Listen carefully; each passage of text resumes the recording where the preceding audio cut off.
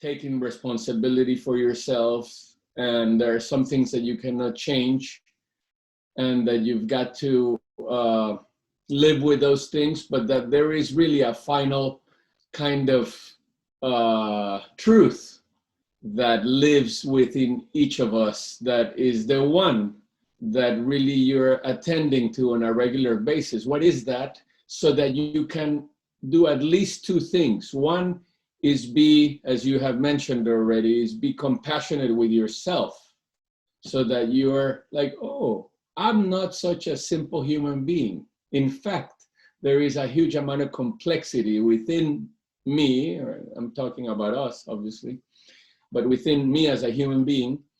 And therefore I don't have to take it so hard. It's like, oh, it's not like I need to be perfect. I mean, if you're in that kind of a belief system, then you're going to have an extremely hard time, because if you haven't discovered already, you're not perfect. There is nothing perfect, really. In fact, there is a whole lot of imperfection that is happening on a regular basis. So the sooner that you accept that for yourself, the easier it would be to partner with yourself. I think some weeks ago, I had made reference to the fact that we're also very good at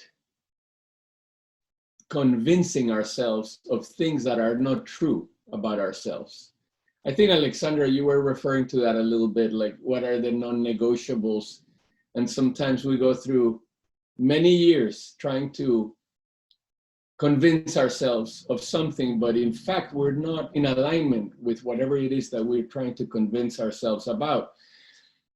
It takes a lot of courage to actually align ourselves with who we are, because as Anna, you were saying, it is a practice, and it is a practice. Like any practice, it requires us to be attending to it on a regular basis, and therefore we give ourselves the opportunity to discover, going back to what Susana and a couple of you have mentioned as well. I love it, Ana Pinzon, how you mentioned the mood of discovery. I had never heard it that way, but I really like that, the mood of discovery.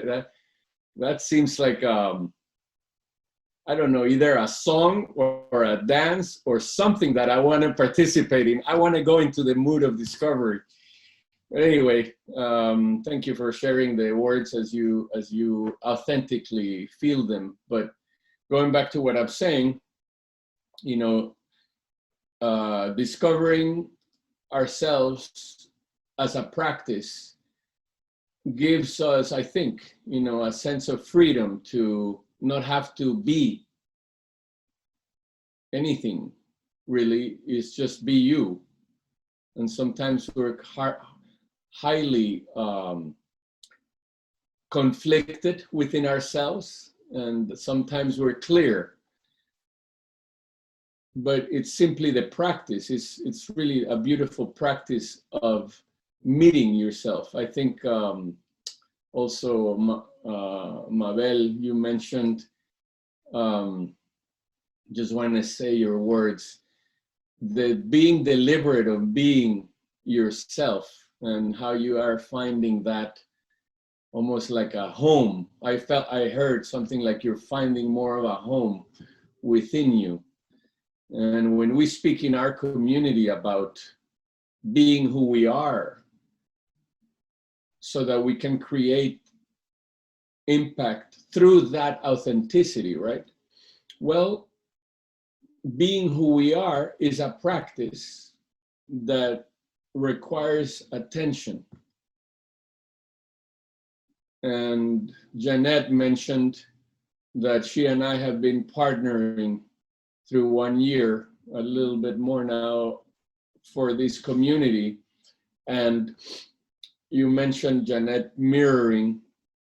Well, sometimes we have to mirror our own selves. we have to kind of distance ourselves from our judgments and just see ourselves as an evolutionary potential rather than as a machine that is producing something, or as an outcome that needs to be looked in a certain way. When we distance ourselves from ourselves and we begin to notice, almost as when we're raising children, for those of us who have, well, if I wake up in any one time as a parent and I tell my children, you have to do it this way, well, their natural tendency would be, well, I'm going to just behave as my father wants me to behave, and then I'll be fine.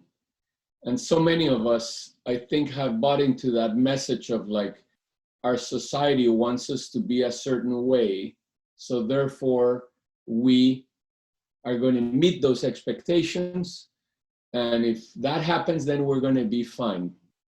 Well, I don't want to say more about that, but I ask you to answer that question for yourself. How is that working? And you decide for you which path you would like to take for yourself. In our community, Alba, we have the freedom to be who we are, and no one is invited anyway to change anybody. That's not the point. Is it possible to be free with who we are and still be a community?